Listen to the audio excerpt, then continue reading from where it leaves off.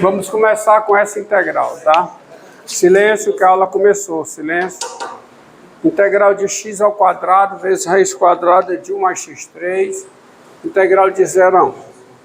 Então, como eu preciso de uma primitiva desta função, se eu quero resolver usando o teorema fundamental do cálculo, o segundo teorema fundamental do cálculo, então eu dou uma parada aqui, tá? Boto uma interrogação, que eu não sei, e vou atrás de resolver a integral indefinida, pois a integral indefinida me dá uma primitiva para resolver a integral definida. E uma forma de resolver é pela mudança de variável, tá? U igual a, silêncio, U igual a 1 mais x3, com U igual a 1 mais x3, du, por um abuso de notação, é 3x2 dx, certo? U igual a 1 mais x3, du é 3x2 dx. De modo que eu chego aqui e escrevo essa integral como sendo integral indefinida, certo? Integral de 1/3 de x2 vezes raiz quadrada de 1 mais x3, perdão, assim não serve, é integral de 1/3 da raiz quadrada de 1 mais x3 vezes 3x2 dx. Uma observação, essa brincadeira de dividir e multiplicar só funciona, só tem efeito para constantes, para números reais. Eu não posso fazer isso com função de x, porque senão não adianta, que eu não vou poder tirar da integral, não é de valor, tá? Não é útil, tá? Isso só serve, só funciona para constantes, que é a constante 3 que está faltando aqui, eu divido por 3, inclusive posso jogar até isso, posso colocar até isso fora da integral. Então eu fico 1/3, 3x2. De modo que aqui eu tenho o U, enquanto aqui eu tenho du. Então essa integral fica a integral de quê? De 1/3 da raiz quadrada de U, integral em Isso é a integral de 1/3 de U elevado a 1/2, integral em U, que é de simples resolução, porque isso aqui é uma primitiva, isso aqui é 1/3, integral de U elevado a 1/2.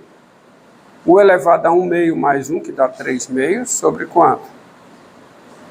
Sobre 3/2, certo? 1/2 mais 1, 3/2. Sobre 3/2, mais uma constante. Ajeitando aqui, fica o quê? 3 vezes 3, 9, então fica 9/2 no denominador, que é 2/9 multiplicando, certo? Vezes o quê? Raiz quadrada de quem? De U a terceiro, certo? Mas eu preciso da integral em x, mais a constante. Mais a constante.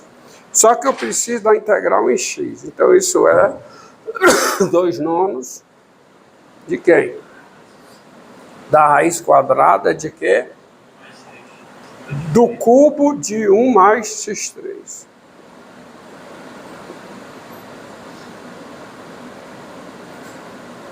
Mais uma constante. E assim, a minha integral fica a integral de 0 a 1, integral definida. A integral definida de 0 a 1 de x2 vezes raiz quadrada de 1 mais x3, integral em x, é igual a quê? É igual a 2/9 vezes raiz quadrada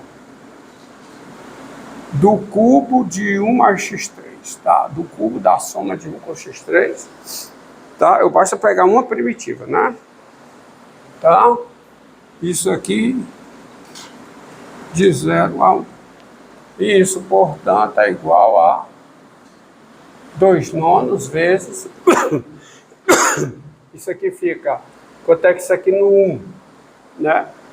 Uma terceira, 8, tá? Fica 8, né?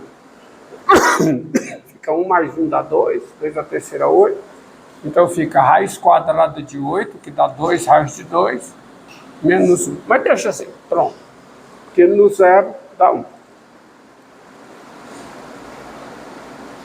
Agora você verá que, como eu falei na aula passada, essa mudança de variável que foi feita à parte na integral indefinida, ela também pode ser feita dentro da integral definida. Só que tem um detalhe a se considerar. Tá?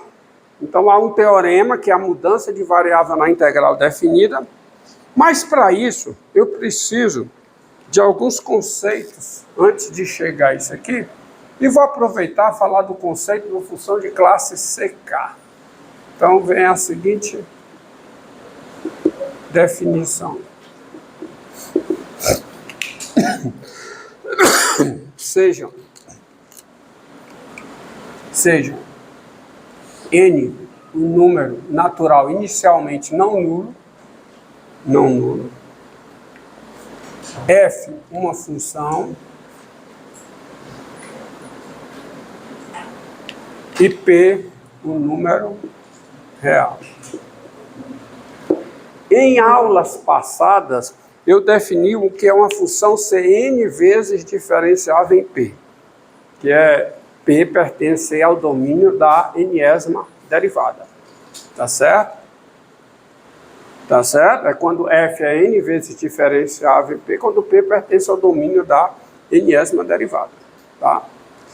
Mas aqui nós temos a seguinte definição. Nós dizemos... O acento não é aqui, é aqui.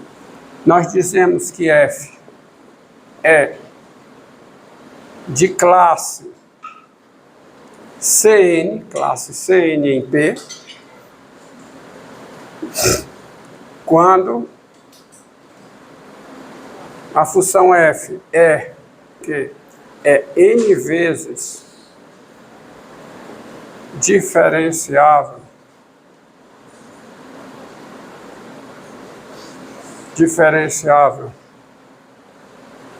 em P, tá certo? Quando f é n vezes diferenciável em P, e o que é que significa f ser n vezes diferenciável em P? O que é que P, lembrando, é quando P pertence ao domínio da n-ésima derivada da f. Então, nós dizemos que f é de classe Cn em P, quando f é n vezes diferenciável em P, significa isso, e a n-ésima derivada da f. A n-ésima derivada da f, ela é contínua, ela é uma função contínua em P. É evidente que se trata, só faz sentido isso aqui se P for ponto de acumulação do domínio de cada uma das n derivadas, das derivadas intermediárias até chegar à derivada de ordem n. Tá certo? Certo? Inclusive até na n, tá? Para falar em continuidade. P tem que ser ponto de acumulação de todas as derivadas, P tem que ser ponto de acumulação do domínio de cada derivada até ordem n.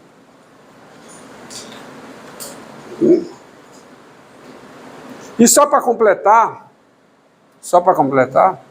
nós dizemos que f é de classe C0 em P, para ficar o conceito de classe N para todo N natural, quando a função f ela é contínua em P. Tá bom? Quando a função f é de classe, quando f é contínua em P. Nós dizemos também, ó, vou colocar aqui, nós dizemos que f é de classe C infinito em P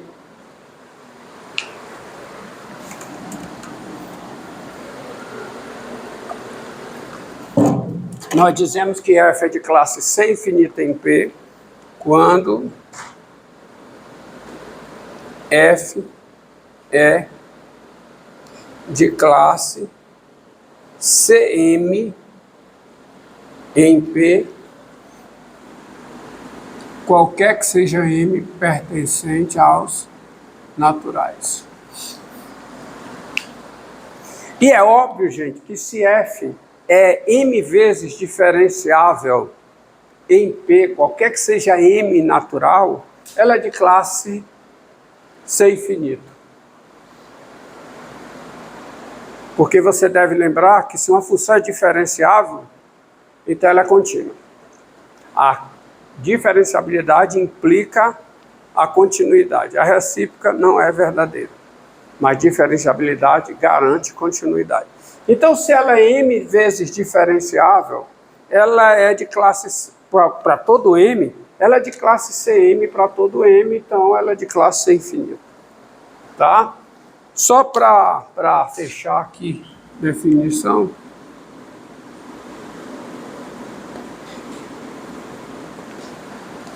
Sejam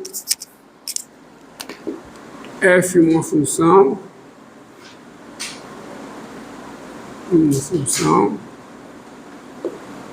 e A um subconjunto de R. A um subconjunto de R, perdão.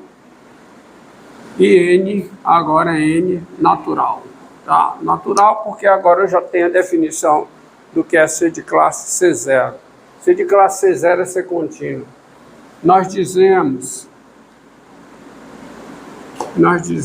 que F é de classe, nós dizemos que F é de classe CN no conjunto A, quando F é de classe CN em P, qualquer que seja o P pertencente a. Tá? E nós dizemos simplesmente que a função f é de classe Cn, sem dizer aonde, quando ela é de classe Cn no seu domínio. Quando a função f ela é de classe Cn no seu domínio. E aí, ela é de classe C infinito em A, quando ela é de classe Cn em A, qualquer que seja o N. Ela é de classe C infinito quando ela é de classe Cn no seu domínio, qualquer que seja o N. Essa definição, ela faz sentido porque você deve lembrar que eu apresentei aqui para você uma função definida em toda a reta, que ela é diferenciável na reta, mas a derivada não é uma função contínua no zero. Ou seja, ela é diferenciável no zero, mas a derivada definida em toda a reta não é contínua no zero, que era essa função aqui, ó. Foi bem trabalhada essa função aqui, f de x igual a x2 vezes o seno de 1 sobre x, xx é diferente de zero, e é igual a zero, x é igual a zero. Essa função está definida de R em R, ela é diferenciável, mas a derivada de R em R não é contínua no zero. Então ela não é de classe C1, porque ela não é de classe C1 no zero. Certo? Isso foi visto na aula passada. Então a função é de classe C1 quando ela é diferenciável e a derivada é contínua. Diga. Eu posso ler C como C elevado a N? Eu posso ler C como C elevado a N? Não, você lê CN. De classe CN, não é de classe C elevada a N, não. É de classe CN. Tá certo? Isso aqui não é potência. Só uma anotação da derivada. Tá certo? Então tá aí essa anotação. E eu vou listar algumas proposições interessantes, mas eu não vou demonstrá-las, que elas não são utilizadas aqui no cálculo 1. E o objetivo hoje é demonstrar o teorema da mudança de variável na integral definida. Esse. Mas vale a pena mencionar proposições, e eu começo com essa daqui. Ó. Proposição.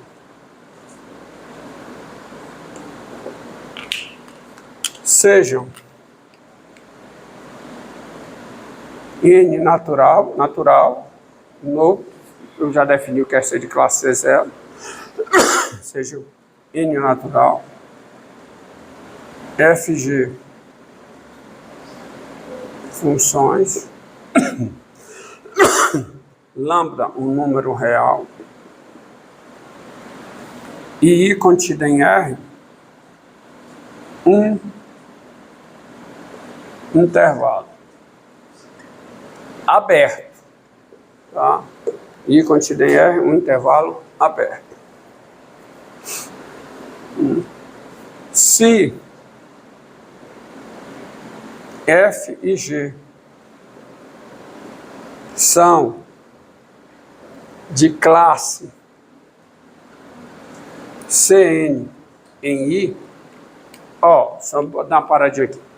Se ela é de classe Cn em I, então ela tem todas as derivadas até ordem N, e a última derivada, que é a derivada de ordem N, ela é contínua em I. Mas veja bem, se uma função é diferenciável, necessariamente é contínua. Então observe, vamos pegar um exemplo. Se a f é de classe C3 no intervalo aberto I, a f é contínua em I, porque a f é diferenciável em I. Tem derivada primeira. Se tem derivada primeira, a f é contínua em I.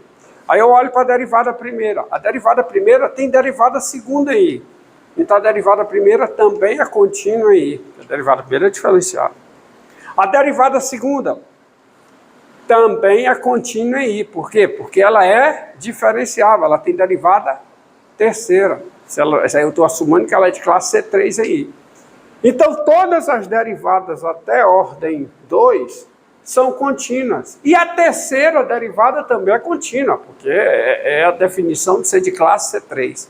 Ou seja, se uma função é de classe Cn no intervalo, a função e todas as derivadas são contínuas até ordem 3 no conjunto I. Até ordem N no conjunto I. Estou falando de classe N, tá? Então, se uma função é de classe Cn em I, até ordem N, todas as derivadas são contínuas em I. Lembre que a zeroésima derivada é, por definição, a própria função. Tá? Então, se f e g são de classe Cn em I, então, primeiro, a soma das duas é de classe Cn em I. O produto das duas é de classe Cn em I. Na realidade, vem aqui lambda vezes F. Lambda vezes F é de classe Cn em I. E o produto das duas, F vezes G, é de classe Cn em I. Aí lá na álgebra linear você verá que o conjunto das funções de classe Cn no intervalo é um subespaço vetorial do conjunto das funções definidas nesse intervalo. Tá certo? Com domínio. Igual, definir não.